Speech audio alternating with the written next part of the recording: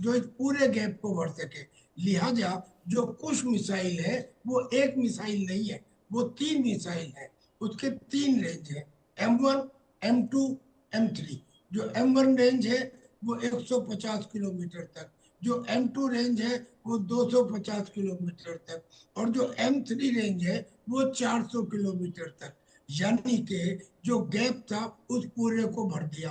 अब इसके अलावा इसमें दूसरी खासियत ये है कि ये हाई एल्टीट्यूड और हाई स्पीड, यानी कि बहुत ज्यादा ऊंचाई पे और बहुत ही हाँ। ज्यादा तेज चलने वाले एरियल टारगेट, चाहे उसमें जेट हो, कॉम्बैट एयरक्राफ्ट हो, हेलीकॉप्टर्स हो, ड्रोन्स हो, अनमैन्ड एरियल व्हीकल्स हो, यानी कि करीब करीब किसी भी एरियल टारगेट को ये ध्वस्त कर सकती है। हम्म। इसलिए इसके बारे में हमारे माननीय रक्षा मंत्री श्री राजनाथ सिंह जी ने ये कहा कि it is a joint leap.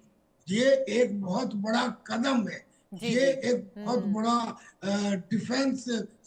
Defence है हिंदुस्तान के लिए कि हमने एयर डिफेंस में अब करीब करीब ऐसी ही हर्मेटिक वॉल पैदा कर ली है जिसका नमूना तो हमने ऑपरेशन सिंदूर में दिखाई दिया जी था, जी। लेकिन अब वो फुल प्रूफ हो गया है। जैसे ऑपरेशन सिंदूर में लेह से लेके और सर क्रीक तक हमने ऐसा एयर डिफेंस की वॉल पैदा की थी कि उसमें पाकिस्तान का कोई मिसाइल या कोई ड्रोन उसको क्रॉस ही नहीं कर पाया।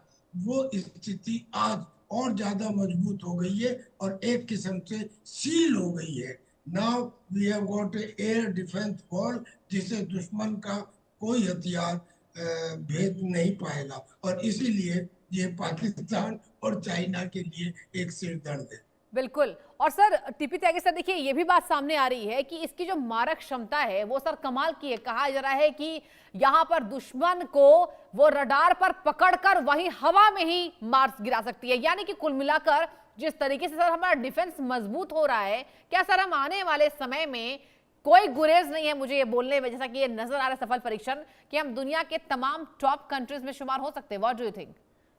बिल्कुल यकीनन, यकीनन। क्या आज से 10-20 साल पहले ऐसा सोचा जा सकता था? एक नहीं। जमाना था हम्म। जब हमारे यहाँ ये कहते थे कि हम बॉर्डर एरिया में अपने पुल और ब्रिजेज और सड़कें इसलिए नहीं बना रहे कि अगर दुश्मनी यानी कि चाइना आ गया तो वो उनका इस्तेमाल करेगा, यानी कि एक किस्म का एटीट्यूड था। और हम्म। आज एक ऐसा एटीट्यूड है कि हमने न केवल डिफेंस प्रोडक्शन को बढ़ाया बल्कि हमने एक्सपोर्ट को भी बढ़ाया। जी। आज हमारी आकाश मिसाइल, नाग मिसाइल, हमारा तेजस, हमारी ब्रह्मोस, ये सबको लोग लाइन लगा के खड़े हुए लेने के लिए। अर्मेनिया हो या फिलीपींस हो या इंडोनेशिया हो, सारे देश उसको लेने के लिए खड़े हैं। हम्म। ब्रह्मोस के लिए तो बड़े बड़े देश भी उसकी लाइन में लगे हुए खड़े हैं, यानी कि हमने बढ़ाया। अब इसमें जैसे ये कुछ मिसाइल है, ये कुछ मिसाइल तो एक किस्म से किसी भी देश के लिए एक कवच है। ये कवच का काम करेगी। जी। यानी जो जो लड़ने वाला है, जो दुश्मन है, वो छोटा हो या बड़ा हो इसकी परवाह नहीं, लेकिन उसके हथियारों को रोकने का काम अगर तुम्हारे पास है तो छोटा देश भी लंबे समय तक बड़े देशों का मुकाबला कर सकता है। हम देख भी रहे हैं। तो मैं समझता हूँ कि ये हिंदुस्तान की ताकत में एक बेहतरीन इजाफा है। और वैसे भी इसमें ही नहीं, बहुत सारी एक्टिविटीज के अंदर हिंदुस्तान, MIRV टेक्निक में हिंदुस्तान अब बड़े देशों में आ गया है, चाइना में, अमेरिका में, रशिया में, इन देशों की लाइन में आ गया है। हम्म। यानी कि multiple independently return target return vehicle, ये जो टेक्निक होती है कि एक ही मिसाइल से बहुत सारे टारगेट को हमला करना, ये टेक्निक हिंदुस्तान ने खुद डेवलप कर ली है।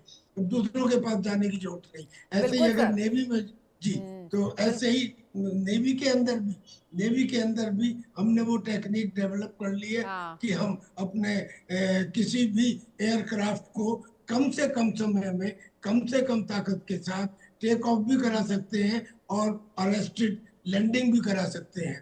तो ये सब चीजें पहले नहीं थी, लेकिन अब डेवलप हो रही है। लिहाजा अब हिंदुस्तान बड़े देशों की श्रेणी में आता जा रहा है, डिफेंस के हिसाब से भी। और क्या कहते हैं उसको, मेडिटेशन के हिसाब से, वसुदेव कुटुंबकम के हिसाब से, सबका ख्याल रखने वाले हिसाब से, तो हिंदुस्तान था ही नंबर 1 पे।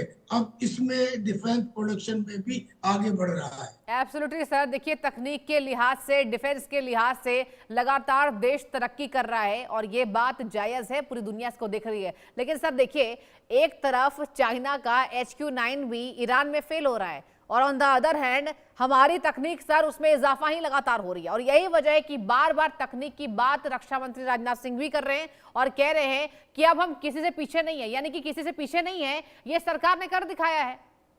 जी, अब आप देखिए कितनी कमाल की बात है। हाँ। ये जो चाइना का एयर डिफेंस सिस्टम है, हाँ। जिसे वो HQ-9 कहता है, जिसको उसने ऑपरेशन सिंदूर में पाकिस्तान को दिया था, अब वो ईरान को दे रहा है। जी वो जी। सिस्टम फेल हो गया। कैसे फेल हो गया? दरअसल में HQ-9 केवल उन्हीं मिसाइल्स को